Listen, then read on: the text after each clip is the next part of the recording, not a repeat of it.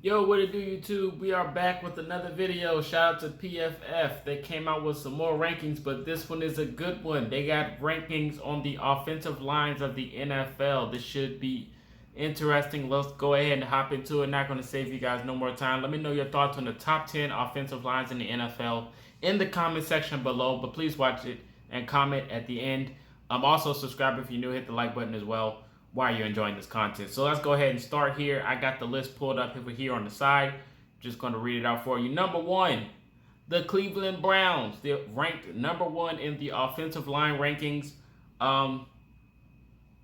Doesn't shock me at all. Doesn't shock me, but it's all good. We're not going to worry about that. Let's go ahead. Let's just keep moving. Number two, the Indianapolis Colts. Not mad at that. Not mad at that. We had to be at least top three. Just being honest. We had to be top three, right? I mean, but bias aside, being number one would have been a little bit better. But it's fine. It's fine. They said prior to last season, we listed the Colts as having the NFL best offensive line. The group finished the 2020 season ranked seventh. Injuries struck hampered left tackle Anthony Costanzo, who's limited to 749 and retired this offseason, leaving the Colts with a massive hole to fill his spot. After a quiet free agency and 2021 draft, the Colts settled on former Kansas City Chief Eric Fisher, who is coming off an Achilles surgery, who may not be ready to start the season. When healthy, Fisher is a solid starter. They talked about the PFF grade, nobody cares. Then they talked about Big Q, Braden Smith. They talked about their grades. You know how they do with PFF. At center, Ryan Kelly is dependable option with the two top 10 finishes at the position over the past two years out of three. Okay. They said the Colts has built good depth, including Sam Tevi, Joey Hunt, and Julian Davenport. In 2025th rounder Danny Pinter is another player to watch and just saw only 103 snaps last year. Not mad at that. Not mad. The Colts have one of the best offensive lines in the league once again, especially when Eric Fisher is healthy and ready to go. Way to go, PFF. That is a good article. Really good article. I appreciate your input on that. Telling us something that we already knew, but some NFL fans may not know.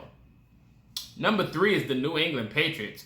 Now that shocked me. They got the number 3 offensive line. We'll see with that quarterback in that pocket. You guys know who I'm talking about, but we'll see how that goes. Number 3 offensive line. We watching. We are watching. Number 4, the New Orleans Saints. They do good. They do have a good offensive line. Quarterback production is going to be a little tricky. They do have Jameis Winston, but you know how he is. Touchdown and interception. Goes hand in hand. We'll see how that goes with that. Number 5 is the Tampa Bay Buccaneers. For once, they actually have the Buccaneers not number 1 in something. That is shocking. Number 5, I can't be mad at. They do have a really good, solid offensive line. The guys are still around. Not mad at that choice. Number 6, the Dallas Cowboys. Dallas does have a suspect O-line. I think they could have dropped a little bit. Not wrong with that. I mean, they do have, Zach Martin, so they're here, there, and therefore, but I've seen the Dallas Cowboys media talking about how good Dak looks. They're talking about Zeke is faster in practice. They're talking about CeeDee Lamb. And then I started thinking, I was like, man, that's a lot of offensive weapons looking good. What about the defense? But, that's just me being a fan on the outside. They're looking in. But, Dallas, they are decent for having an offensive line. And Dak Prescott is really good when that offensive line is holding up. So credit to Dallas for that. Not mad at that pick. Number 7, the Kansas City Chiefs. Not rad. They could have dropped a little bit. We're being honest. They could have dropped. I mean, they did get Orlando Brown Jr. from Baltimore, but I think they could take another step down. Just saying, because, the Super Bowl said a lot. They did lose a lot of protection. I mean, they did make it up in this offseason, but it's not as good as how it used to be. So I think the Kansas City Chiefs could have dropped. Number 8, the Los Angeles Rams. Not mad at that pick. They deserve to be up top 10. Number 9, the San Francisco 49ers. They do have a good offensive line. Trent Williams, he just got paid. Let's see if he can keep it up. You know how it is when people get paid. They seem to go missing in certain games, but it's fine. Number 10, the Detroit Lions. Man, I didn't expect the Lions to be up this high. They don't have Matthew Stafford. Yeah, I mean Frank Rangel, Penny Sewell, Taylor Decker, Jonah Jackson. I don't know, man. I don't know about Detroit being number 10 going into the next year. We'll see. Number 11, the Arizona Cardinals. I think they could be 10 instead of 11. Just being honest, PFF. I think Arizona Cardinals should be over Detroit, but it's fine.